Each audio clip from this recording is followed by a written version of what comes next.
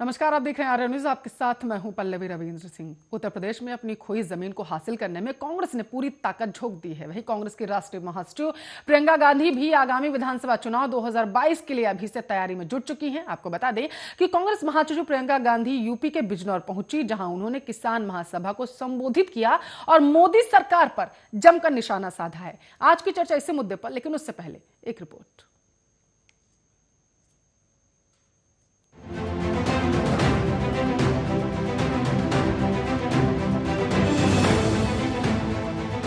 पिछले 2 महीने से किसान नए कृषि कानून के खिलाफ लगातार दिल्ली के बॉर्डरों पर प्रदर्शन कर रहे हैं। जहां एक तरफ सरकार नए कृषि कानून से होने वाले लाभ के बारे में किसानों को बता रही है और किसानों को भरोसा दिला रही है कि कृषि कानून किसानों के हित में है, वहीं दूसरी ओर विपक्ष कृषि कानून को लेकर लगातार विरोध कर रहा है और सरकार पर आरोप लगा रहा है कि ये कानून सरकार अरबपतियों के लिए लेकर आई है। वहीं कांग्रेस की महासचिव प्रियंका गांधी वाड्रा ने बिजनौर में किसान महासभा को संबोधित करते हुए भाजपा पर तीखा हमला बोला और पूछा कि मोदी सरकार में क्या किसानों की आय दोगुनी हुई है। प्रियंका ने कहा, माना आपने भलाई के लिए कानून बनाया है, पर जब वो नहीं चाहते तो कानूनों को वापस लो। उन्होंने कहा कि क्या मोदी सरकार जबरदस्ती किसानों की भलाई करेगी? मैं भाषण देने नहीं आई हूँ, आपसे बातचीत करने आई हूँ। उन्होंने किसानों से कहा कि आप हमें बनाते हैं और आप और हमारे बीच भरोसे का रिश्ता है और इसी रिश्ते के बल पर आप एक नेता को आगे बढ़ाते हैं। साथ ही उन्होंने कहा कि आपको इस बात की उम्मीद होती है कि वो नेता आपकी समस्याओं को उठाएगा और आपकी बात की सुनवाई होगी। उन्होंने किसानों से बात करते हुए कहा कि जनता ने मोदी को 2 बार क्यों प्रधानमंत्री बनाया। साथ ही प्रियंका गांधी ने कहा कि लोगों के मन में भरोसा रहा होगा कि वो आपके लिए काम करेंगे। आपको बता दें कि प्रियंका गांधी वाड्रा यहीं नहीं रुकी। उन्होंने आगे कहा कि 2017 से यहाँ गन्ने का मूल्य नहीं बढ़ा है। प्रधानमंत्री मोदी ने किसानों का बकाया पूरा नहीं किया है, लेकिन अपने लिए 16,000 करोड़ हवाई जहाज खरीद लिया है। प्रियंका गांधी ने कहा कि मोदी सरकार जो नए कानून लाई है उससे उद्योगपति जमाखोरी कर सकते हैं। उन्होंने आगे कहा कि प्रधानमंत्री मोदी अमेरिका, चीन और पाकिस्तान जा सकते हैं, लेकिन दिल्ली में बैठे किसानों से नहीं मिल सकते। प्रधानमंत्री मोदी ने किसानों का मजाक उड़ाया है और उन्हें आंदोलन जीवी और परजीवी बताया है। साथ ही ये भी कहा कि मोदी जी देशभक्त और देशद्रोही में फर्क नहीं पहचान पाए।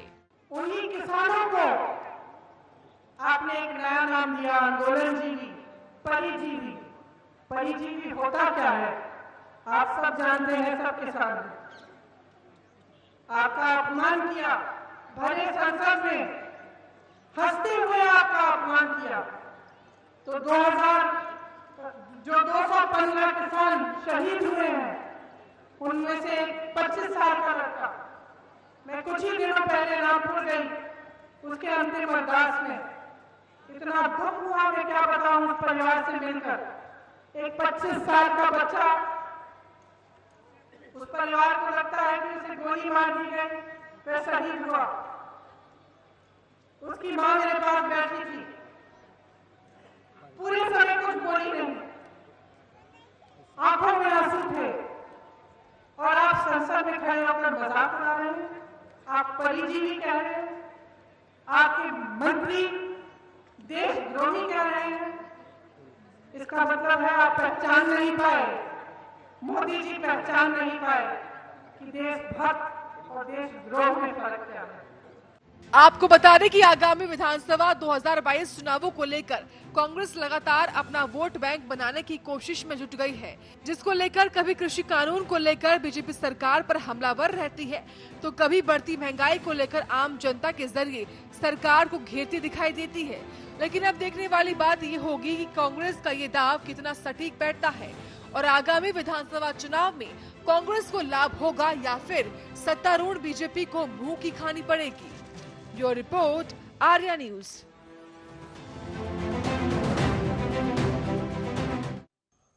चलिए, इस मुद्दे पर ज्यादा चर्चा करने के लिए सूर्य प्रकाश मिथिल, बीजेपी के प्रवक्ता, और किसान समर्थक पंकज श्रीवास्तव हमारे साथ लाइव जुड़ चुके हैं। आप दोनों मेहमानों का स्वागत है आर्या न्यूज पर।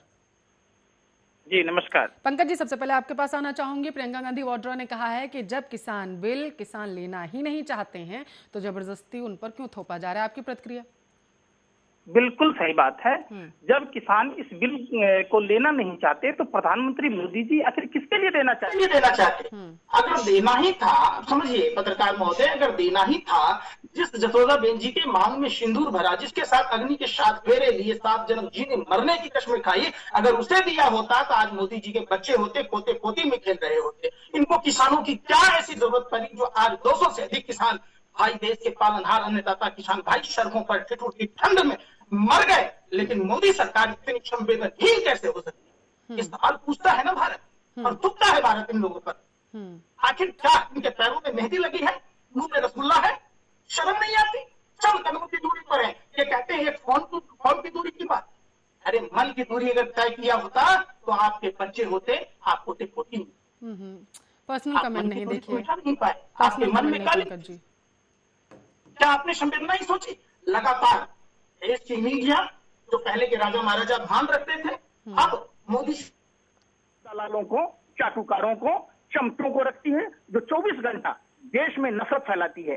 पत्रकार महोदय, पत्रकारिता का मतलब होता है लोकतंत्र का सदिग्ध प्रहरी, चौथा स्तंभ, समाज के बारे में दिखाना। आज ये तो देखिए, आप देखिएगा किस तरीके से किसानों को खालिस्तानी कहा गया, पंजाबी कहा गया, पाकिस्तानी कहा गया। अरे वो भी भारत माँ के सपूत थे। आप देशभक्ति की बात करते हैं, शर्म नहीं आती है? सैटेलाइट ये बता देता है कि हमारे घड़ी की कांटे की सुई, सेकंड की सुई अब और कहां थी। तो क्या सैटेलाइट ये नहीं बताती कि पुलवामा में जब सीआरपीएफ के अधिकारियों ने, शुक्रिया पंकज जी, मुझे मेरा काम समझाने के लिए। ठीक है पंकज जी, शुक्रिया मुझे मेरा काम समझाने के लिए। अब आप मुझे जरा सा ये बताइए, मैंने आपसे सवाल ये किया था, ठीक है पंकज जी, मैंने आपसे पंकज जी सवाल ये किया था कि जिस तरीके से प्रियंका गांधी वाड्रा ने ये बयान दिया बिजनौर में जाकर के, तो आपकी उस पर प्रतिक्रिया क्या है? आपने कहा कि वो सही कह रही हैं।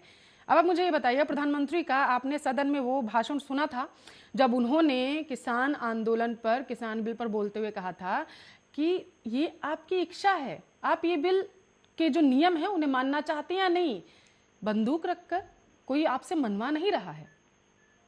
सुना था आपने? सुनिए, प्रधानमंत्री जी की बातों पर अगर देश की जनता को भरोसा होता, प्रधानमंत्री जी ने कहा था हर सांसद 5 गांव आदर्श बनाएंगे हर साल। प्रधानमंत्री ने 2 करोड़ युवाओं को रोजगार देने की बात की। प्रधानमंत्री ने महंगाई से मार के निजात बनाने की बात की। और बहुत ही और आप मुद्दे से मुझे भटका रहे हैं और मेरे दर्शकों को भी। पंकज जी, मेरा सवाल सिर्फ आपसे इतना था, क्या आपने प्रधानमंत्री का वो भाषण सुना जिसमें वो कह रहे थे कि जबरदस्ती नहीं है? पंकज जी, मेरा आपसे सवाल क्या था?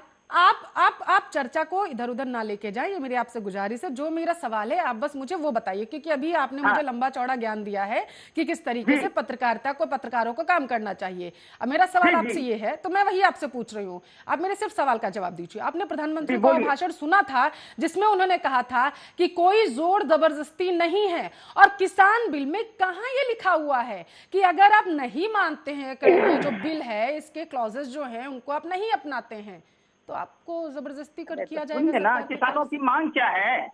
किसान तो यही ना कह रहे हैं कि एमएसपी पर कानून बना लीजिए, लिखित में संसद से पास कर दीजिए। तो उसमें कौन सी शर्म आ रही है? किसने कहा मना? किसने कहा कानून नहीं बनेगा? मुझे लग रहा है आपने बयान ही नहीं सुना। पंकज जी सुनिए मेरी बात, पंकज जी सुनिए, पंकज जी सुनिए। व्हाट्सएप ज्ञान ना बड़ा खतरनाक होता है, इधर उधर फॉरवर्ड होता है लेकिन असली जानकारी नहीं मिल पाती है।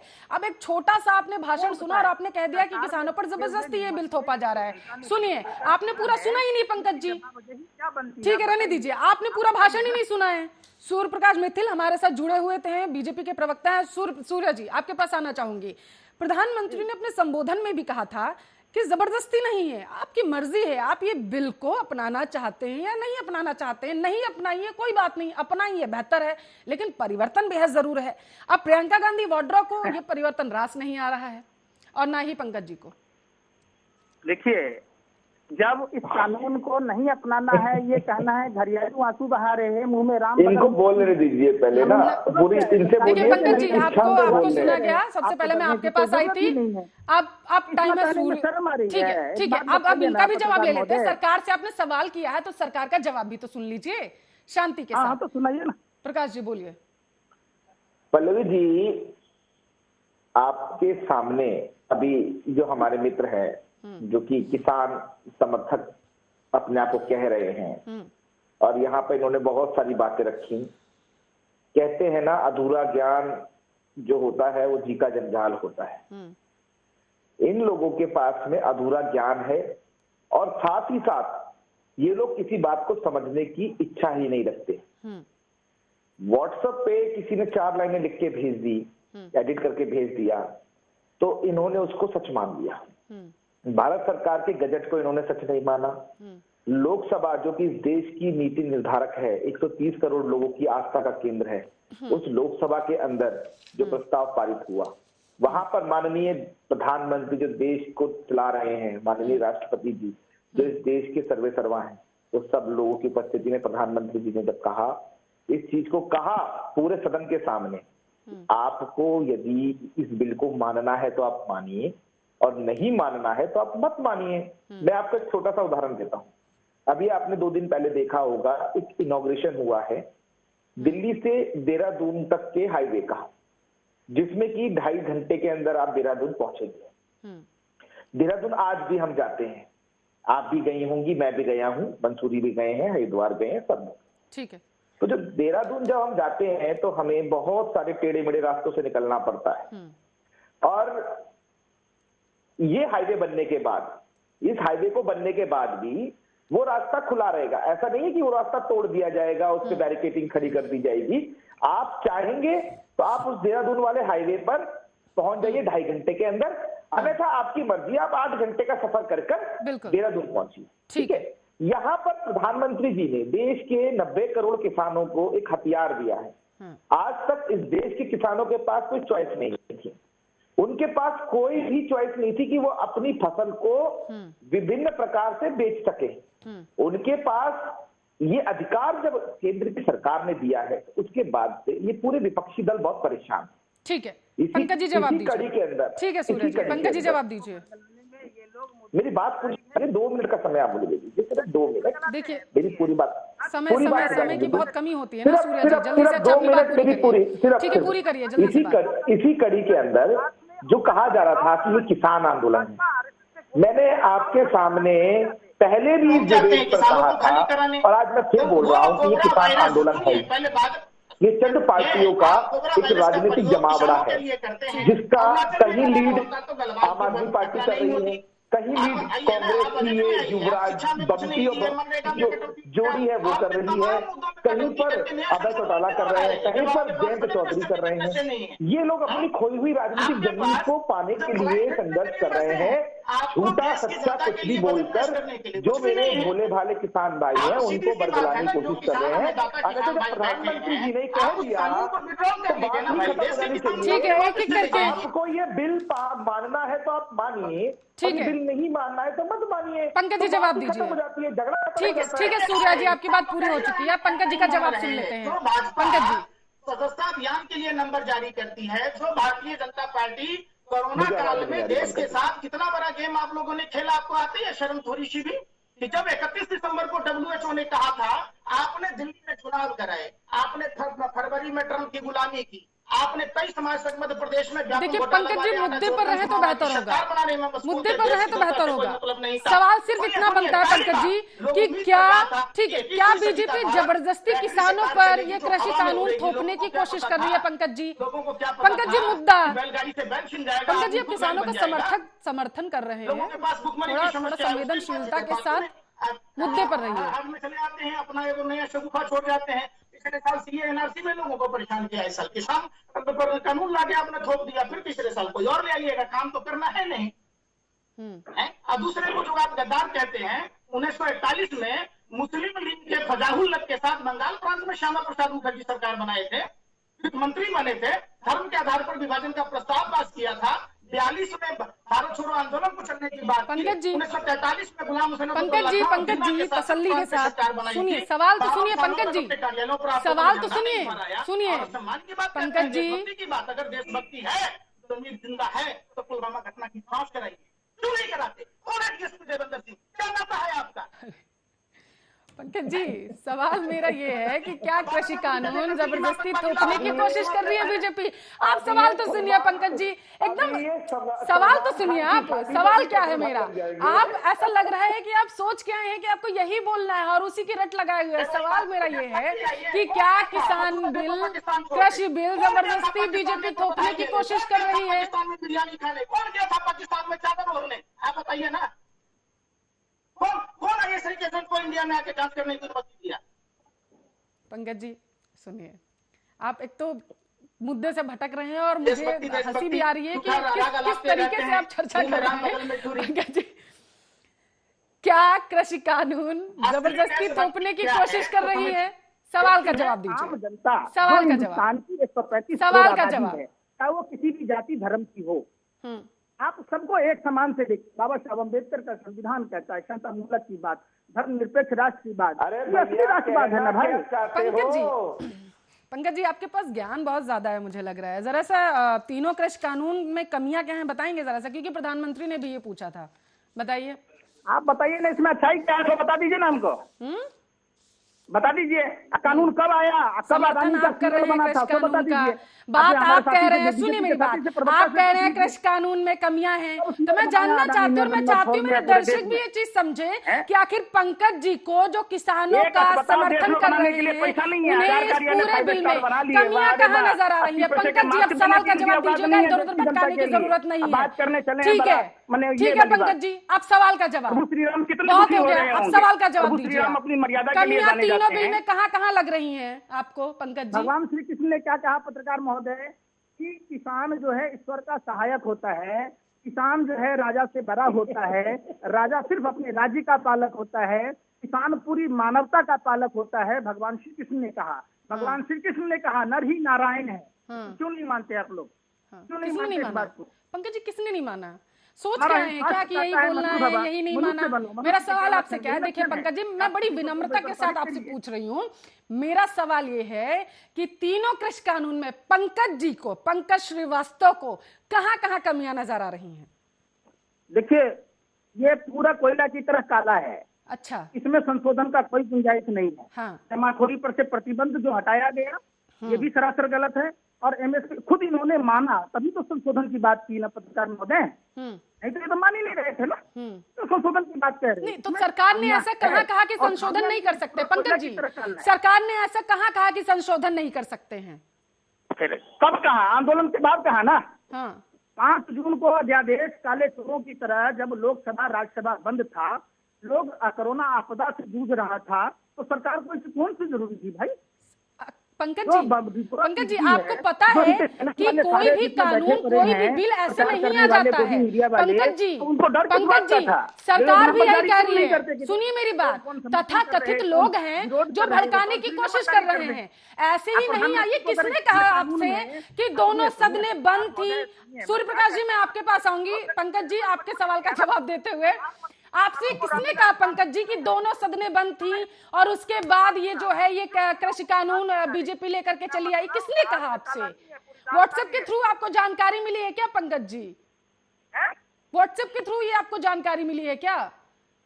आपको ये ज्ञान नहीं है पंकज जी कि दोनों सदनों से ये बिल पास हो चुका है, चर्चा होती है, बहस होती है, उसके बाद ये बिल आता है। कैसी बात कर रहे हैं पंकज जी आप?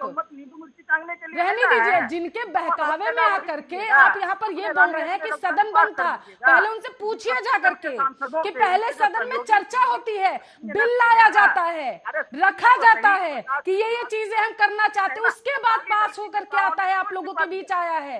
ऐसे नहीं आ गया पंकज जी। आधा अधूरा ज्ञान बड़ा विनाशकारी होता है पंकज जी। ठीक है सूर्य प्रकाश जी जवाब कहिएगा ना वही सच होगा। रहने दीजिए आप। आपको यही नहीं पता कि दोनों सदनों से बातचीत होने के बाद ये बिल आया है? 2006 से आपको यही नहीं पता? आपको पता ही नहीं है ये बिल कब आया? कैसी बात कर रहे हैं आप? सूर्य प्रकाश जी जवाब दीजिए। पल्लवी जी आपको दिख भी रहा है कि इस ये कहते आंदोलन हैं के किसानों की अंदर आय जो दुगुनी करेंगे, आंदोलनकारी तो है किसानों की उनके आय दुगुनी पास कब होगा? ना जब तो पेट्रोल कोई दाम बढ़ा के भी होगा। जवाब सुन लेने दीजिए मुझे पंकज जी, सूर्य प्रकाश जी का। आपको यही नहीं पता है, आपको ये नहीं पता कि तीनों कानूनों में कमियां कहाँ हैं।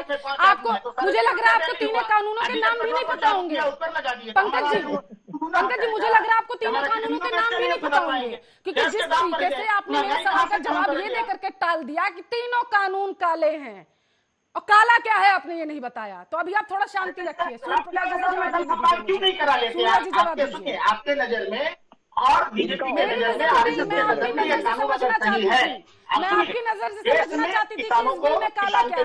आपने पूरे बिल को ही काला बता दिया। कृषि एक्सपर्टों को और आम जनता को बिठा लीजिए। एक तरफ आपके गोदी मीडिया के लोग हों, एक तरफ अजीत अंजुम, नवीन कुमार, रवीश कुमार जैसे लोग हों, साक्षी जोशी जैसे पत्रकार हों, अजीत अंजुम जैसे, विशाल शर्मा जैसे लोग हों, और उसको डिबेट हो जाए। अगर सही है, सुनिए, आप एक्सपर्ट की बात कर रहे हैं ना, जो चारों जो कमेटी बनाई गई थी सुप्रीम कोर्ट, पंकज जी सुनिए मेरी बात, मैं समझ गई आप तथाकथित लोग हैं जो किसानों के समर्थन करने का बात करते हैं। ज्ञान कृषि कानून का आपको है नहीं, आपको पता नहीं तीनों कानून क्या है, तीनों में काला क्या है आपको ये पता नहीं, सिर्फ काला काला उतनी देर से बोले जा रहे हैं आप, ऊपर से आप पत्रकारिता की दुहाई दे रहे हैं। मुझे मत दीजिए, बहुत ज्ञान है मेरे पास, उतना ही नहीं संभल रहा है मेरे से, और आपसे लेकर के मैं क्या करूंगी, आपको पता ही नहीं है काला क्या है, आप बता रहे हैं काला कानून है। सूर्य प्रकाश जी जवाब दीजिए। अब जब मैं आपको कहता हूं पंकज जी उसका जवाब दीजिएगा मेरे सवाल का, बीच में मत टोकिएगा। सूर्य प्रकाश जी इतनी देर से सिर्फ आपको सुन रहे हैं, अब अपने भी सुन लीजिए। सरकार से जवाब मांगा तो सरकार का जवाब सुन फिर वही लीजिए। बात,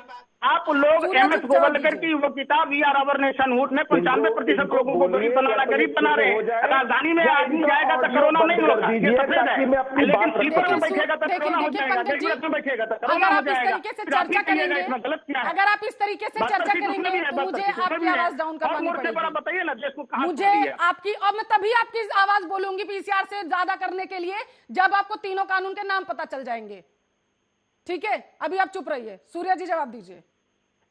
देखिए पल्लवी जी, असल में जो परेशानी है वो परेशानी यही है कि इन लोगों के पास कोई भी ऑथेंटिकेटेड, जिसे कहते हैं सत्यापित ज्ञान नहीं है इन तीनों कानूनों के विषय में। और साथ ही साथ जो राजनीतिक पार्टियां इस समय में किसानों का चोला ओढ़कर ये जो आंदोलन कर रही हैं, उन आंदोलन के अंदर इन पंकज जी जैसे तथाकथित जो बुद्धिजीवी वर्ग के लोग हैं, जो अपने आप को बहुत बड़ा किसान सत्याग्रही कह रहे हैं, किसान समर्थक कहते हैं, ये लोग बैठकर सिर्फ अरनगल प्रलाप करते हैं। इनसे कोई पूछे कि इन तीनों कानूनों में कमी कहाँ है, भाई आप मुझे एक बात तो बताओ कि कमी कहाँ है। हम तैयार हैं कमी को ठीक करने के लिए। प्रधानमंत्री जी डे वन से बोल रहे हैं, हम खुले मन से चर्चा करने के लिए तैयार हैं। हमने संसद में भी तैयारी कर रखी है चर्चा की। हम लोगों ने 12 दौर की बातचीत भी की है किसान नेताओं से, लेकिन किसान नेताओं की भी मानसिकता सेट है कि उनको किसी भी प्रकार से इन कानूनों को वापस लेना। उसका कारण ये है कि इन कानूनों के लागू होने के बाद 2 से 3 साल के अंदर किसानों की आय दुगनी हो जाएगी, जिसका लक्ष्य भारतीय जनता पार्टी की केंद्र सरकार ने रखा है। किसानों के और जो दलाल, जो व्यापारी है, उनके बीच में तो दलाल खत्म हो जाएंगे। साथ ही साथ किसानों को इस बात का पूरा अधिकार मिल जाएगा कि वो किसी को भी अपनी फसल बेचे। और रही बात, ये जो कहते हैं अडानी अंबानी इनको कब्जा कर लेंगे, इनकी जमीनों पे कब्जा कर लेंगे, तो इन्होंने बिल नहीं पढ़ा है। कॉन्ट्रैक्ट फार्मिंग के अंदर कोई भी एक ये पॉइंट मुझे बता दें कि जहां पर ये लिखा हो कि जमीन के ऊपर सौदा होगा, जो भी कॉन्ट्रैक्ट होगा 1 से 5 साल तक के बीच में होगा, और वो होगा किसान की मर्जी के अनुसार, और उसमें केवल और केवल फसलों का जो है, फसलों का कॉन्ट्रैक्ट होगा। वहां पर किसान को जो बीज है वो भी वही व्यापारी मुहैया कराएगा, और जो उसकी मशीनरी है वो भी व्यापारी मुहैया कराएगा। साथ ही साथ उसमें ये भी बहुत बड़ा एक क्लू है कि यदि किसान की मर्जी होती है, उसकी फसल का रेट जो उसने तय कर रखा है व्यापारी के साथ, उससे ज्यादा का भाव अगर मार्केट में चल रहा है, तो कभी भी उस फसल के कॉन्ट्रैक्ट से बाहर भी निकल सकता है। और एक और इसमें बहुत ही अच्छा प्रावधान किया गया है कि जो व्यापारी अपना साजो सामान किसान को देता है, यदि वो अपना साजो सामान तय समय पर किसान के खेत से नहीं हटाता है तो उसपे भी अधिकार किसान का हो जाएगा। हर सूरत में हमने किसानों को आगे बढ़ाया है। और एसेंशियल कमोडिटी एक्ट जो बताया गया, ये बार बार बोल रहे हैं कि एसेंशियल कमोडिटी एक्ट के अंदर सब कालाबाजारी हो जाएगी, जमाखोरी हो जाएगी। तो मैं अपने मित्र से पूछना चाहता हूं, आज की डेट में एफसीआई के गोदामों के अंदर जो कि 6% खरीद होती है मात्र एमएसपी की, उसके अंदर 90 लाख टन जो अनाज सड़ जाता है, बर्बाद हो जाता है खुले में पड़े हुए, और वो बाद में जो है नागरिकों के काम नहीं आता, वो बियर फैक्ट्रीज में, शराब फैक्ट्रीज में जाता है। ये जो एक्ट लाए हैं एसेंशियल कमोडिटी एक्ट, इसलिए लाया गया है कि जो बड़ा हुआ प्रोडक्शन है उसको सेव किया जा सके। अभी तक का जो एक्ट था एसेंशियल कमोडिटी एक्ट, जिस पर पूरा कार्रवाई थी, वो 1965-1970 का एक्ट था। उस समय में देश के अंदर पैदावार इतनी नहीं होती थी। आज के समय में पर हेक्टेयर पैदावार पीछे से 10 गुना ज्यादा बढ़ चुकी है। पंकज जी जवाब दीजिए। ठीक है, समझ गए। पंकज जी जवाब दीजिए अब आप। देखिए, कॉन्ट्रैक्ट फार्मिंग के बारे में ये जो कह रहे, तो कॉन्ट्रैक्ट फार्मिंग में के नियम में साफ ये था कि एसडीएम और अधिकारियों के पास ही जा सकते, कोर्ट में नहीं जा सकते। और 130 साल पहले बिहार के चंपारण से कॉन्ट्रैक्ट फार्मिंग के विरोध में राष्ट्रपिता महात्मा गांधी ने बैरिस्ट्री की नौकरी छोड़कर इसका विरोध किया था, आंदोलन चलाया था। उस मुद्दे पर सरकार ने बोल तो दिया है कि हम उसमें अमेंडमेंट करने को तैयार हैं। आप एक बात बताइए, अगर उसकी गुणवत्ता खराब हो गई तो कौन गारंटी लेगा इस बात का? मानसिक रूप से दिवालियापन क्यों दिखा रहे हैं यहाँ पर बैठकर? सुप्रीम कोर्ट जाने की इजाजत है इस बिल में, कहाँ लिखा है? अरे तो ये तो विरोध के बाद हुआ है ना। ये कह रहे बहुत किसान के हितैषी बन रहे हैं। तो बिहार में हर साल बाढ़ आती है, और बाढ़ आती है तो कभी इन्होंने डैम की बात की? कभी वहाँ एपीएमसी एक्ट के तहत 2006 से मंडियां खत्म हो गई, तो क्या इन्होंने कभी वहाँ के किसानों की स्थिति आय दुगनी हो गई? वहाँ मकई बिकता है 6 रुपए से 8 रुपया, बाबा रामदेव का आटा बिकता है 44 रुपए। करेगी सोनिया गांधी वापस इटली कब जाएगी?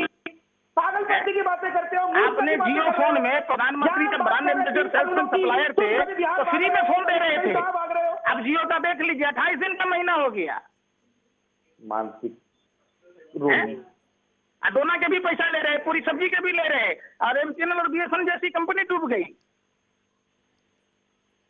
पल्लवी जी, इनको किसी बात की जानकारी नहीं है। ये क्या एक भी आप नाम बताइए 6 साल में आपने 6 कोई काम किए होंगे, 6 अस्पताल देश भर में बनाए होंगे, 6 कहीं पर स्कूल कॉलेज बना दिए होंगे, तो समझ में भी आए ना। आप ऐसा कानून क्यों लाते हैं जो जनता को नहीं मतलब गले से उतरता है? आप कृषि बिल वापस ले लीजिए। आप होल्ड क्या होता है? आप होल्ड करने के लिए आखिर फिर क्यों सहमति बनाए? उसको कमी होल्ड करने की बात कह रहे हैं। बुरा हो जाएगा, क्योंकि मैंने आपसे पहले भी यही पूछा था कि आपने सुप्रीम कोर्ट माफ करिएगा बोला, सदन में जो प्रधानमंत्री ने भाषण दिया था, जो सदन को संबोधित किया था, आपने उनका जो संबोधन था वो पूरा सुना ही नहीं। सुनते तो ये चीज नहीं बोलते। प्रधानमंत्री के संबोधन तो शुरू से लेकर अभी तक देखिएगा ना, बहुत वो कह रहे हैं कि जरूरत ही नहीं है, आपको लेना है लीजिए, नहीं लेना है बहुत महंगाई की मार की बार भाजपा सरकार। कोई भी कानून सरकार लाती है तो वो पूछ के लाएगी, चाहिए या नहीं चाहिए। 350 रुपए का सिलेंडर महंगाई लग रहा था, अभी 750 रुपए ऊपर से जो है सब भौजाई नजर आ रहा है, जबकि प्रधानमंत्री जैसे साइंटिस्ट देश में है ही नहीं। वो गंदा नाला में पाइप लगा के चूल्हे में लगा दिए, उस समय में पल्लवी जी अपना एजेंडा सेट करके आए हैं, इनके पास कोई जानकारी नहीं है। ये इधर उधर की बातें प्रधानमंत्री के चुनाव में देखिए कि इनके पास जवाब देने के लिए कुछ नहीं है। प्रधानमंत्री के मानसिक रोगी है, देश की जनता का कोई भरोसा नहीं। आपसे लाभ करके दिखाएंगे, यही लोग लाएंगे। प्रधानमंत्री जी ने जो संसद में बोला था, वो जो बोला था वो बिल्कुल सही बोला था कि यही लोग हैं आंदोलन जीवी, जिनको किसी भी बात आपको किसी को गद्दार गाली देने का क्या मैंने हक दिया है भैया? आप उनको कहते हैं खालिस्तानी है। सुनिए, पंजाब के सिख समुदाय की बात जहां तक करते हैं, जब हिंदू धर्म खतरे में था, गुरु गोविंद सिंह जी और गुरु तेग बहादुर जी ने कुर्बानी दी, अपने बच्चों की सीख की बलिदानी दी, तब जाके हमारा तिलक और जनऊ बचा, है कि कृषि हमारा धर्म बचा। सच में किसानों जब देश आजादी की लड़ाई लड़ रहा है, 120 लोगों को फांसी दी गई, 93 लोग सिख समुदाय से थे, 2600 लोगों को समुदाय से थे। पंकज जी, आप किसी को कैसे कर दीजिएगा? पंकज जी, किसने कष्ट दिया किसानों को? हेलो, आवाज पहुंच रही है अब तक पंकज जी? हाँ बोलिए। किसने कष्ट दिया किसानों को? हेलो, आवाज पहुंच रही है अब तक मेरी? आप जो बोल रहे हैं आवाज आ रही है, बोलिए ना। हाँ, किसने किसने कष्ट दे दिया है किसानों को, जरा बताएंगे। आपने कमेटी का जिक्र किया था कि कमेटी बना देनी चाहिए, एक्सपर्ट्स बिठाने चाहिए, तो जाके किसान बिल से अहित क्या है वो पता चल जाएगा। आपको याद है ना, सुप्रीम कोर्ट ने एक कमेटी गठित की थी जिनमें 4 लोगों को शामिल किया गया था। सुनिए ना, सुप्रीम कोर्ट का जो सुप्रीम जो का कमेटी था, उस चारों में कौन लोग थे? एक्सपर्ट्स थे, आपको पता है? आप दूसरे को भी बनाइए ना। आप कहिएगा रंजन गोगोई को बना दीजिएगा। रंजन गोगोई को राज्यसभा में भेजने की बात कब आई? जब सुनिए ना, आप बदलाइए नहीं। रंजन, आप कहिएगा सुभाष चंद्रा जैसे जज की बात, जो जज लोहिया की हत्या कैसे हुई इसका नहीं पता चलता है। जो जज दिल्ली दंगों में प्रवेश साहिब सिंह बर्मा, अनुराग ठाकुर, कपिल मिश्रा पर संज्ञान लेने की बात करता है, उस रातों रात ट्रांसफर कर दिया जाता है। जो जज गुजरात और हिमाचल में पिछले के घोटाले की बात करता है, उस जज का रातों रात ट्रांसफर कर दिया जाता है। जो जज अमित शाह को बरी करता है उसको राज्यपाल बना देते हैं, उसको सीबीसी में चेयरमैन बना देते हैं। तो आप जो मनाइएगा उसी को मान लेगा आदमी। आप कोई निष्पक्ष आदमी क्यों नहीं बनाते? हर चीज में आधा अधूरा ज्ञान। फिर वही बात सुनिए ना, आप उसी जज के कमिटी बोल रहे हैं ना। आप देखिए, जज छुट्टी के दिन में अर्नब गोस्वामी को जमानत दे देता है। अब अर्नब गोस्वामी का सदाशुद्रोही पत्रकार पर कोई कार्रवाई नहीं होती है, 24 घंटा नफरत फैलाता है। बालाकोट की घटना 26 को हुई है, 23 को उसको जानकारी है। अगर ये मामला लीक हो जाता है तो भारत माँ के वीर सपूतों पर क्या हाल होता? सुनिए मेरी बात। अब पुलवामा की घटना पर फायदा होने की बात कर रहा, जश्न मना रहा, उस पर कोई संज्ञान नहीं लेते। आप अपने ही लोगों को 4 आदमी को बिठा दीजिए, बगुला को दे दीजिए मछली की रखवाली, अब बिल्ली को दूध की रखवाली, अब बात को कर दीजिए खूने नहीं पीता है, उनमें कौन से ऐसे मान लेगा आदमी। सुप्रीम कोर्ट ने जो कमेटी गठित की थी उसमें एक्सपर्ट्स बिठाए गए थे। सुप्रीम कोर्ट में जो जज हैं, आप रिटायर्ड जजों को बिठाइए ना। संयुक्त संसदीय समिति हिंदुस्तान में लोकतांत्रिक प्रणाली है। कौन से एक्सपर्ट थे वो? और बिहार है, सभी पार्टी के नेताओं को जोड़ दीजिए ना। भैया पता है, फिर वही बात है, पता है कौन से एक्सपर्ट थे? कहा कि धरने को दिया बंदूक हवलदार, जो करेंगे हम ही करेंगे। किस क्षेत्र में हुआ महारत जो कर रखी आदमी है है, आपको पता है? जब नेहरू जी के समय में 5 ऐसे नेता थे जो हारे हुए को मंत्री बनाए थे।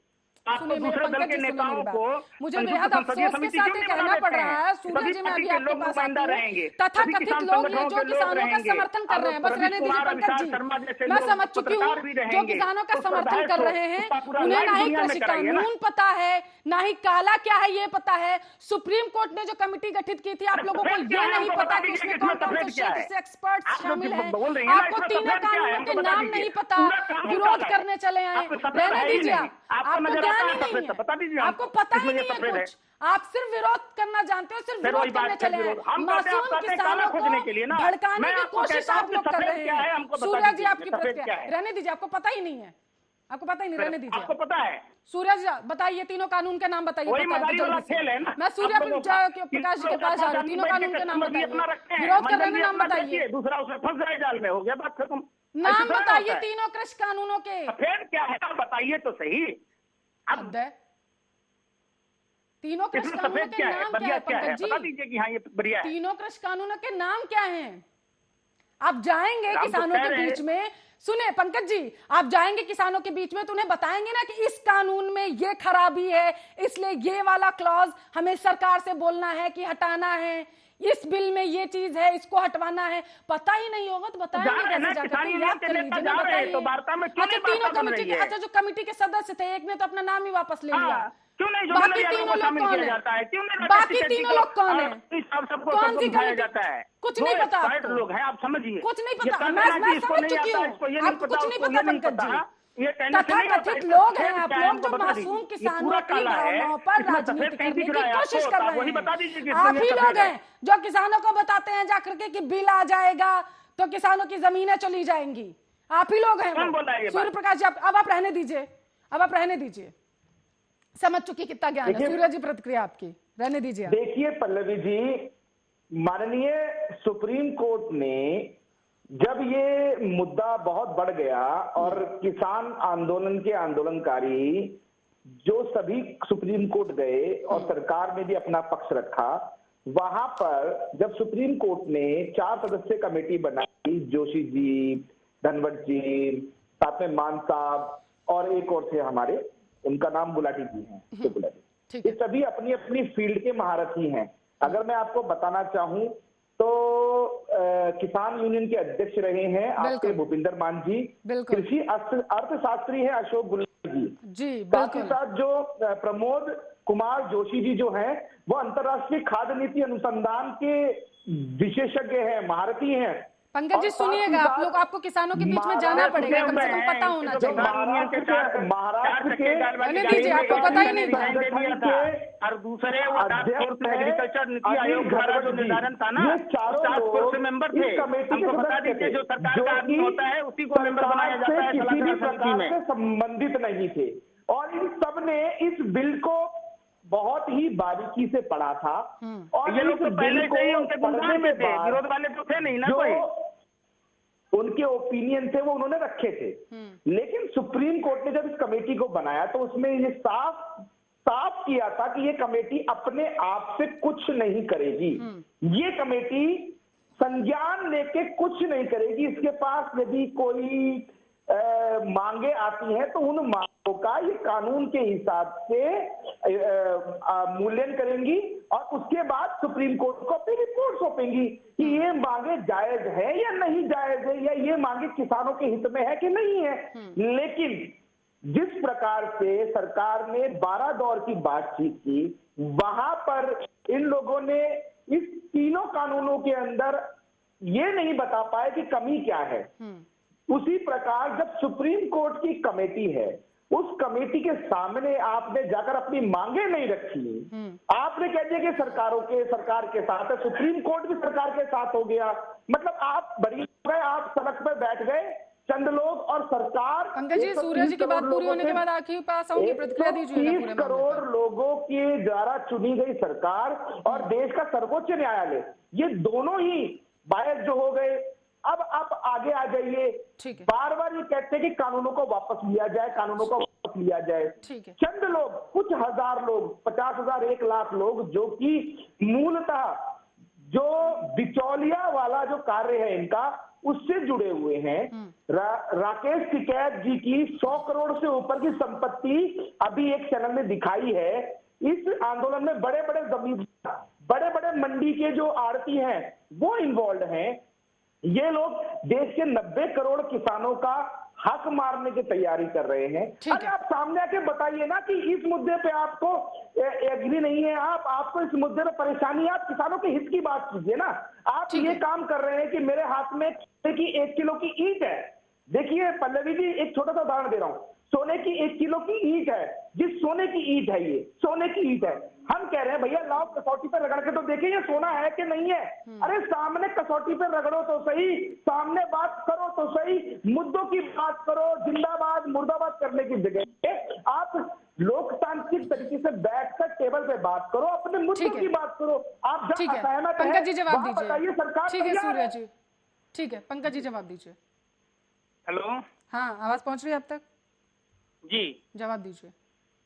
देखिए, बड़ी दुख के साथ कहना पड़ रहा है कि ये कह रहे हैं कि कुछ आड़तिये किसान आंदोलन में है। राकेश टिकैत जी के पास में 100 करोड़ से ज्यादा की प्रॉपर्टी है। ये वहाँ का बिरयानी दिख जाता है, वहाँ का गाजर का हलवा दिखता है, लोग वहाँ भूखे मर रहे, इतने लोग ठंड में ठिठुर के मर गए। तो ये भाजपा RSS वालों को नहीं दिखाई देता है, न ही देश के मीडिया के पत्रकार बंधुओं को दिखाई देता है। आप समझिए कि मैं बिहार से हूं तो मैं अपने बिहार की बात जानता हूं। मैं बटाईदारी करता, इस कानून में बटाईदारों के लिए, खेतिहर मजदूरों के लिए, ट्रांसपोर्टरों के लिए ऐसा क्या है? कुछ है? हमारे यहाँ हर साल बाढ़ आती है, हम लोग दिल्ली पंजाब में कमा के जाते हैं, हमारी सारी पूंजी चली जाती है चोर पकड़मार से जो बदले में लगाते हैं, तो बाद में हमारे दिया है किसानों के लिए। तो कुछ बता दीजिए सफेद। ठीक है, आप सूर्य जी जवाब दीजिए। सिर्फ जवाब दे रहे थे हमारे अंबानी अडानी। आपने सवाल पूछा पंकज जी, जवाब ले लेते हैं। आप सिर्फ अंबानी अडानी के लिए काम कीजिएगा। मैंने पूरे देश की संपत्ति डूबती जा रही है और अडानी की संपत्ति में 175% की वृद्धि हो गई। मतलब देश का बैंक डूब कैसे रहा है? मनमोहन सिंह जी की सरकार में जितने लोन दिए गए उसका 3 गुना लोन आपने दिया। और एक बात बताइए, देश का किसान देश की राजधानी में नहीं आ पा रहा है। आपका विजय माल्या, नीरव मोदी, मेहुल चौकसी, लंबा काला धन वालों का हो गया, पता ही नहीं चला। लोन दिए गए कांग्रेस सरकारों में, पार्टी की सरकार में। ठीक है पंकज जी, आपने सवाल किया, देखिए आप दूसरे पर आते हैं, जवाब ले लेते हैं। सूर्या जी जवाब दीजिए, आपने पूछा था आप लोगों के लिए क्या है, जवाब ले लेते हैं, जवाब ले लेते हैं। पंकज जी आपने पूछा था आप लोगों के लिए क्या है, देश के तमाम जो आपने पूछा था आप लोगों के लिए क्या है, जवाब ले लेते हैं। सूर्या जी जवाब वाले, दीजिए। प्रिंट मीडिया, ऑनलाइन वाले, सबको रामलीला मैदान में बैठ के डिबेट करा दीजिए। नहीं देते हैं, ठीक है पंकज जी, जवाब ले लेते हैं। जवाब नहीं सुनना आपको पंकज जी, लगा रहे किस बात, जवाब नहीं सुनना आपको, मोबाइल लगा रहे जो जंगली जानवरों के लिए नहीं लगाया जा सकता है। ठीक है सूर्य जी, आप अपनी बात पूरी गिर करिए। गई, डर नहीं है तो फिर क्या है? ठीक है क्या सूर्य जी, है ये बात डर? पूरी करिए। अब इन्होंने एक बहुत अच्छा प्रश्न किया। विधायक जाता है वो किसान नेताओं को मारने पीटने, बड़ी विडंबना की स्थिति है आपके साथ पंकज जी। आपने सवाल पूछा, बात तो पूरी होने दीजिए कम से कम, आपको तसल्ली से सुन रहे थे। अब सवाल आपने पूछा है ना, आपने पूछा ना आपके लिए क्या है, जवाब ले लेते हैं। सूर्य जी जवाब दीजिए। वही हम तो कह रहे हैं ना पत्रकार, मत कहिए, जवाब ले लेने दीजिए पहले मुझे एक बार। अमन दबाज जिसकी धर्मपत्नी बवाना में वार्ड काउंसलर है, समय नहीं है मेरे पास ज्यादा, मैं भी चलता हूँ। सूर्य जी जवाब दीजिए। सिने में भी आ गए कि हमारे देश की सरहदों को चाइना ने कैप्चर कर लिया, वहाँ पर हम भी लाठी तो भागे, खाली कच्छा पहन के देश में ही लाठी भाला इसे भागते रहते हैं। चलिए ना अपना चलिएगा के अंदर। तो मैं अपने मित्र को एक बात बताना चाहता हूँ कि किसान की जो आय होती है, किसान की आय, उसकी फसल जब कटती है और वो फसल जब बिकती है, उसके बाद उसके खर्चे काटकर जो उसको बचता है उसको मुनाफा कहते हैं, जो कि उसका MSP का मुनाफा कब होगा? जब डीजल पेट्रोल पर 40 रुपए 45 रुपए बढ़ा दीजिएगा, रसोई गैस को डबल कर दीजिएगा, तो हमारा आय दुगना होगा, पंकज जी हमारा कम हो जाएगा। बात पूरी होने दीजिए, मजबूरन मुझे फिर से आपकी आवाज डाउन करवानी पड़ेगी, क्यों कर रहे हैं आप? बात पूरी करिए सूर्या जी। तो जो मैं कह रहा था कि किसानों की आय जब दुगनी होगी, हाँ। तो वहां पर जो आज के समय में मजदूरी का जो भाव, इन्होंने आध बटाई की बात की, बटाईदार की बात की। बटाईदार का अर्थ होता है कि जहां आपका खेत है, उस खेत के अंदर फसल लगाई गई, वहां पर बटाईदारी पे आपने वो खेत दे दिया, आधा वो आपको देगा और आधा अपने पास रखेगा। के समय में जो सबसे ज्यादा आत्महत्या की है जिन किसानों ने, वो बटाईदार किसान थे जिन्होंने सबसे ज्यादा आत्महत्याएं की। तो जब किसान कॉन्ट्रैक्ट फार्मिंग करेगा, चाहे वो स्ट्रॉबेरी की हो, चाहे वो धान की हो, चाहे वो गेहूं की हो, किसी चीज की भी हो, वो खेती का जो रेट है, जो माल बिकने का रेट है, वो फसल बोने से पहले ही तय कर लेगा। उसके हिसाब से उसको पता होगा कि इस 1 एकड़ के अंदर इतना टन मेरा जो है खाद्यान्न होगा और मुझे इतने का मुनाफा हो जाएगा। और इस बिल के अंदर सबसे अच्छा पॉइंट है कि यदि आपने ये प्रोजेक्ट किया कि 1 एकड़ के अंदर 100 टन खाद्यान्न होना है, मेरा 100 कुंटल खाद्यान्न होना, और वहां पर हुआ 90 कुंटल, तो एग्रीमेंट में ये क्लॉज है कि वहां पर जो व्यापारी है वो उसी रेट पे आपसे वो 90 क्विंटल अनाज लेगा जो कि उसने एग्रीमेंट में किया है। वहां पर चाहे 100 कुंटल हो और चाहे 90 कुंटल हो, लेकिन अगर 100 कुंटल से ऊपर अनाज हो जाता है तो जो प्रॉफिट होगा बेचने के बाद, उसमें भी किसान को भागीदार बनाया गया है। इस प्रकार जब किसान की आमदनी बढ़ेगी तो वो अपने साथ काम करने वाले लोगों को तो पैसा एक्स्ट्रा देगा ही ना। आज उसके पास बचता ही 2 रुपया है, तो वो किस प्रकार से मजदूरी बढ़ा सकता है? ठीक है, आप बताइए पंकज जी, आपका जवाब है। किसान के पास नीति को अच्छा बता रहे हैं, बता दीजिए हमको आप। 1 एकड़ गेहूं की खेती करेंगे, उसमें कितनी लागत आएगी? 1977 में 2 लीटर गेहूं में डीजल मिलता था, आज कितने लीटर में मिलता है बता दीजिए हमको। आप 2014 में आइए ना, थोड़ी पुराना बात। 2014 में डीजल का रेट क्या था? आज मोदी जी के अच्छे दिन में डीजल का क्या रेट है? हमारा आय कहाँ से दुगुना हो जाएगा? तो बता दीजिए। एकड़ पर इतना खर्चा पूछे के जांचा दिखाते रहते हैं खामखा। एक भी बात बताइए ना कि आपने सही किया होगा। खेती करने से नोटबंदी से फायदा हुआ, GST से फायदा हुआ, आपको 268 टन गिरवी रखने से हो गया, रिजर्व बैंक का 1,70,000 करोड़ रुपया चक्कर गए, उधारी उसको चल गया, देश की सार्वजनिक संस्थाओं को बेच दिया, तो वो सब पैसा कहाँ गया? जब रेलवे में 3 गुना वृद्धि कर दी है, उसका पैसा कहाँ गया बताइए ना? देश का GDP क्यों गिर रहा है? तो ये सब नहीं बताइएगा, झूठे के खाली ऐसा होगा, ऐसा होगा, ऐसा होगा। मतलब जो पहले टिकट के दाम में 3 गुना बढ़ा दिए, जबकि बिहार में तत्कालीन रेल मंत्री मंत्री लालू प्रसाद यादव जी 1 रुपए का टिकट का दाम कम किया, ममता बनर्जी टिकट के दाम नहीं भरने दी, तब से रेलवे प्रॉफिट में था। 80,000 कुड़ियों को लालू जी ने एक ही कलम से नौकरी दे दिया। आप राजा हरिश्चंद्र अपने आप को कहने वाले बीपी पर सरकार है, रेल बेचना पड़ रहा है, एयर तो सब कुछ बेचना ही पड़ रहा है, तो सब पैसा कहाँ जा रहा भैया? बताइएगा ना कुछ देश को। कोई भी चीज को आप खाली अच्छे बताते रहते हैं, अच्छा क्या है? हमें तो कुछ नहीं अच्छा दिखता है मोदी जी की सरकार। पल्लवी जी, मुझे इनकी बातें समझ में नहीं आ रही कि बात क्या कर रहे हैं। आपका नहीं क्या है, आप नहीं बता पाए। एकड़ में लहसुन की खेती करेंगे कितना लागत आएगा, कितना फसल होगा बता दीजिए। मान लेंगे कि हाँ आप किसान के नीति आपका अच्छा है, 1 एकड़ में कितना गेहूं पे लागत आएगा आप हमको बता दीजिए, हम आपको बता देते हैं। आप सुन लीजिए, आपने प्रश्न किया, आप सुन लीजिए। वही वाली बात, मकर जाल नहीं फैलाइए, मकड़ी वाला बात नहीं कीजिए कि जाल में मकड़ी जाता है फंस जाता है, किसान को इसे फंसाने वाला ही सब नहीं चलेगा। आप बता दीजिए कि 1 एकड़ गेहूं में बुआई में कितना लागत आएगा, भाई सुन तो लो। अब सुन लेते हैं पंकज जी, जवाब ले लेते हैं, बताइए सूर्य। अरे सुन तो लो भैया, प्रश्न किया है, सुन लो, थांबा। देखिए, आपने एक बहुत अच्छा प्रश्न किया कि 1 एकड़ में कितनी लागत आएगी एक गेहूं का अगर हम बीज बोते हैं तो। आपने मेरा ना प्रश्न नहीं, मेरा उत्तर नहीं समझा पंकज जी। आप सुनिए ना, मैं क्या कह रहा हूँ, आप आए हैं या तो हमारी बात को नहीं समझ पा रहे, या सब प्रॉब्लम के कारण हम आपकी बात को नहीं समझ पा रहे। आप हमारा इन्वेस्टिंग बढ़ाते हैं 50 रुपया से 100 रुपया, यानी प्रति किलो दाम जो बढ़ाते हैं 50 से 75 पैसे। आप 4 रुपया नया बजट में डीजल पर उपकर लगा दिए। हमारा आमदनी कहाँ से दुगुना होगा भैया? डीजल बढ़ 2014 में जो पेट्रोल डीजल के दाम थे उसमें आप डबल का फर्क कर दिए। अरे भैया, हमारा डीजल हो जाएगा, सोना के बिस्किट पहन के घूमेंगे, कहाँ से घूम लेंगे? हम तो किडनी पे नहीं सुना पाएंगे ना। आप पेट्रोल डीजल पूरे वर्ल्ड में कच्चे तेल के दाम में इतनी बेतहाशा कमी है, तो फिर आप क्यों करा रहे हैं? आप किसानों के हितैषी होते तो डीजल पेट्रोल पर दाम कम करते ना। इसमें भी कोई, लेकिन परंतु के जाल में उलझा किया है 135 करोड़ इंसान को, देश की जनता को आप बेवकूफ बनाने वाला बात क्यों करते हैं? बगल में आप देखिए, भगवान श्री राम की धरती पर 90 से 95 रुपए डीजल पेट्रोल बिक रहा है, सीता के यहाँ बिक रहा है 53 रुपये, और रावण के यहाँ बिक रहा है 51 रुपये। आप उस पर चर्चा नहीं करते। श्रीलंका में 51 रुपये कैसे बिकता है? ठीक है, आप जवाब ले लेते हैं ना पंकज जी, आपने बेहतरीन सवाल किया है, आप सूर्या जी इसका जवाब देंगे। जवाब दीजिए सूर्या जी। पहली बात पल्लवी जी, इन्होंने एक प्रश्न किया कि 1 एकड़ के अंदर कितना खर्चा आएगा। मेरे मित्र को शायद पढ़े नहीं है। हम तो सुनिए ना, हम लोग गांव देहात के देहाती आदमी हैं, सीधा सवाल जानते हैं। 2014 में गैस सिलेंडर का दाम कितना था? पहली बात, ये चर्चा किसानों पर हो रही है, तो किसानों पर रहने दीजिए। पंकज जी कर क्या रहे हैं? 2014 में डीजल पेट्रोल के दाम कितने थे? चर्चा किसानों पर हो रही है, किसानों पर रहने दीजिए, मुद्दे से मत भटकाइए आप। शांत रहिए, आप अपने सवाल किया, आप इसका जवाब ले लेते हैं। आप समझिए, बीजेपी का क्या कर रहे हैं? महंगाई डाइन खाई जात है, तब की महंगाई का भौजाई हो गई है। अब की महंगाई नहीं है, लोगों के काम धंधे नहीं है, लोग मरी के कगार पर है, लोग घरों में कैद है। जबरदस्ती ये सरकार, शिवराज सिंह चौहान की सरकार बनाने के चक्कर में देश की जनता को रोड पर ला दिया।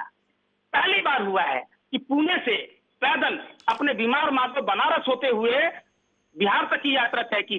पहली बार हुआ कि फरीदाबाद से दरभंगा की वो बेटी ज्योति, 13 साल की बेटी, बीमार पिता को साइकिल से ले गई। कोई बीजेपी आरएसएस का नेता मदद नहीं करने आया। 80 पैसे का मास्क देने की औकात नहीं थी इनकी, और 200 रुपए ट्रेन की। आइए हर चीज को अच्छे बताते हैं। आज तक पुलवामा घटना की जांच नहीं होती है, जबकि सैटेलाइट ये बता देता है कि पंजाब में, हरियाणा में, पश्चिम उत्तर प्रदेश में पराली जलता है तो दिल्ली में प्रदूषण होता है। सैटेलाइट नहीं बताता है कि वो कार किसकी थी जिस कार में 300 किलो से अधिक आरडीएक्स जेलेटिन था। कम से कम 2 साल हो गए, आपने चुनावों में वोट मांगे थे। देखिए, लाल बहादुर शास्त्री जी का नारा था, जय जवान जय किसान। नरेंद्र मोदी जी का जो अपने भाषण में बोलते थे, मर जवान मर किसान। आपसे पुलवामा के शहीद के तो बता देते, थोड़ा बहुत तो शर्म करते। लोकसभा में पूर्ण बहुमत में आए, बता तो देते वो देवेंद्र सिंह पर कार्रवाई क्यों नहीं होती? किसान बिल पर सैटेलाइट बताता कि वो कार किसकी थी जिस कार में 300 किलो से अधिक आरडीएक्स जेलेटिन थे। गोस्वामी उस पर जश्न मना रहा था फायदा होने की बात की। कैसे अर्नब गोस्वामी, आप पार्थो दास गुप्ता हुए, इसकी जानकारी देश की जनता के सामने नहीं दी जा रही है, उस पर कोई बात नहीं कीजिएगा। आइएगा, पहले लोग भारत माता की जय झूठे बोल के, जैसे कालनेमी राक्षस पंकज जी, मुझे लग रहा है आपके पास ज्ञान बहुत ज्यादा है। आखिरी प्रतिक्रिया में सूर्य प्रकाश जी से लेना चाहूंगी, समय की भी मेरे पास कमी है, लेकिन पंकज जी आपके पास ज्ञान बहुत ज्यादा है। आप मेरे दर्शकों को भी जरा ज्ञान देंगे। आपने भी कहा कि सुनिए, आपने पुलवामा अटैक का जिक्र किया, आपने चीन का जिक्र किया, चीन ने जमीन ले ली। सुनिए मेरी बात, किसने कहा ये चर्चा किसानों पर है? मैं किसानों पर आखिरी सवाल सूर्य जी आपके पास लूंगा करके, लेकिन उससे पहले पंकज जी, बहुत ज्ञान है आपके पास, बहुत ज्ञान है। चीन की जमीन, चीन ने जमीन ले ली है, किसने कहा आपसे पंकज जी? मैं किसानों पर हाथ आऊंगी, लेकिन उससे पहले पंकज जी, चीन ने जमीन ले ली, आपसे किसने कहा है? टेलीविजन खरीदिएगा, किडनी चीन ने जमीन ले ली, आपसे किसने कहा पंकज जी? संसद भवन बनाने का जरूरी था। सुनने वाला आपका ऑडियो कट गया है क्या पंकज जी? अपने मुंह में ला लिया, पौना के मुंह में काहे नहीं सुन रहे हैं आप? सुनेंगे नहीं तो जवाब कैसे देंगे? पहले ये बताइए, चीन ने जमीन ले ली है, किसने कहा आपसे? हो रहा है सब बुरा। चीन ने जमीन ले ली है, आपसे किसने कहा? क्या चीन ने जमीन ले ली, आपसे किसने कहा? नया संसद भवन नहीं बन रहा है? चीन ने जमीन आप बताइए ना, जब देश आपसे? में सारे बजट में कटौती की गई, अरे चीन ने जमीन ले ली, आपसे किसने कहा? आपने बजट बोला में बढ़ोतरी क्यों नहीं हुई? चीन ने जमीन ले ली, किसने कहा आपसे? क्यों किसी बजट में कटौती हुई? सुनिए मेरी बात, जब आपने जितनी बातें बोली है ना पंकज जी, इनमें से एक का भी आपको रत्ती भर ज्ञान नहीं है। इनमें से एक का भी आपको रत्ती भर ज्ञान नहीं है। आपने कृषि कानून की बात की, आपको कश्मीर के नाम तक नहीं पता। अगर मुझे लग रहा है मैं आपसे पूछूं कि फिंगर्स क्या है, तो आपको वो तक नहीं पता होगा। उंगलियों की बात नहीं कर रही हूँ मैं, आप नया संसद आपको वो तक नहीं पता होगा। सुनिए, आपको नहीं फिंगर पता। 8 तक इनसे ये पूछ लीजिए, फिंगर 1 से फिंगर 1 से फिंगर 8 तक कौन सा आपको ऐसा नहीं पता। स्थिति खराब है। मैं किसान बिल का जिक्र हो रहा था, लेकिन बार बार पीके आप पुलवामा और चीन का जिक्र कर रहे हैं पंकज जी। इस वजह से मुझे मजबूरन आपका ज्ञान देखना पड़ा कि कितना है। मैं, समय की कमी है, मैं सूर्य जी के पास जाऊंगी। अगर आपके पास ज्ञान है तो जरा सा बताइए, जरा सा कौन सी फिंगर पर चीन की सेना थी और अब वो कौन से फिंगर पर वापस चली गई है? उंगलियों की बात नहीं कर रही हूं मैं। और फिंगर होती क्या है? फिंगर भी पूछिए। 8 तक गश्त लगती थी, अब फिंगर 4 तक अब नहीं हो पा रहा है। और अरुणाचल प्रदेश में भाजपा का जो प्रदेश अध्यक्ष था कपिल गांव लोकसभा में अंतरात्मा की आवाज पर बोला था, वो सांसद था, मोदी जी को 2019 से पहले बोला था। पता है आपको पत्रकार महोदय? के बारे में सुन लीजिए आप। फिंगर 4 तक थी, अभी फिंगर 8 तक हमारी सेना गश्त करती थी, और अब दोनों सेनाएं अरे आपका बस नहीं चले ना तो आपको बीजिंग तक पहुंच जाइएगा। झूठ फूस कुछ बोलते रहते हैं। अरुणाचल में गाँव बस कब बसा आपको नहीं पता है? कि आप लोग सिर्फ तब लद्दाख की जमीन कब्जा कर लिया, नहीं पता है? आपको ज्ञान नहीं है पंकज जी, थोड़ा सा पढ़िएगा जा करके, बेहद जरूरी है आपके लोगों के लिए। पढ़ लीजिएगा, सुनिए ना, बनते हैं आप आराम से पढ़िएगा। जो अरुणाचल प्रदेश में जो गांव बसा है, कब बसा है, हर हरकत पर वहां की सेना की हर हरकत पर नजर रख रही है। डीएसपी देवेंद्र सिंह पर कार्रवाई नहीं हुई। नोटबंदी से 4 पुस्तकों की कमर टूटने की बात की थी। 12 लाख रुपया लेकर डीएसपी देवेंद्र सिंह दिल्ली में आतंकवादी ला रहा था, नहीं पकड़ा जाता तो दिल्ली में पुलवामा जैसी घटना होती और ये चुनाव जीत जाते। इनके मंसूबों पर पानी फिर गया। आखिर क्यों नहीं चार किरदार किया है? ज्ञान था पंकज जी के पास। आखिरी पढ़िए आपकी तरफ से, क्या आपको लगता है कि तथाकथित पंकज जी जैसे लोग या फिर जो किसानों का समर्थन करते हैं, इन्हें असल में ज्ञान ही नहीं है, लेकिन बरगलाने की कोशिश, किसानों को भ्रमित करने की कोशिश यहाँ पर विपक्ष और इन तथाकथित किसान समर्थकों के द्वारा की जा रही है। इनको हवाई जहाज हेलीकॉप्टर मुहैया कराना केवल था, किसानों तो क्यों नहीं को कराई? बरगलाने की इंटेलिजेंस का रिपोर्ट था। कहिएगा कौन के आइएगा, किसानों के बीच सब में दूसरे को भी कहिएगा तो आप लोग क्या कीजिएगा? करते हैं कि जमीन पे कब्जा हो जाएगा, आपकी मंडियों में आपको एंट्री नहीं होगी, अपनी मर्जी से लोग जो है सामान खरीदेंगे आपसे। ये सब चीज आपको दिख भी रहा है सामने। ये पंकज जी जैसे लोग हैं, ये सभी ऐसे ही मानसिकता के लोग हैं। ये हाईली ट्रेंड हैं, अफवाह जीवी है, ये आंदोलन जीवी है।